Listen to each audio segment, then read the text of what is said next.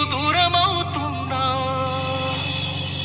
బాగుండాలని కోరుకునేవాడిని కోల్పోతున్నానని కాలిపోతుందే మది. అనుకున్నానా మెడల 3 ముళ్ళు నీవని, అనుకోలేదే ఇంకొకరితో 7 అడుగులేస్తని. రాసుకున్నామే నెత్తుటితో ప్రేమ లేఖని, రాయనే లేదే ఆ దేవుడు మన నుదుటి రాతని. మిలమిల మెరిసేటి మేడలను చూస్తారే కాగిత కట్టలను, అడగరు ఆడోళ్ళ ఇష్టాలను చేసి పంపిస్తారే బొమ్మలను.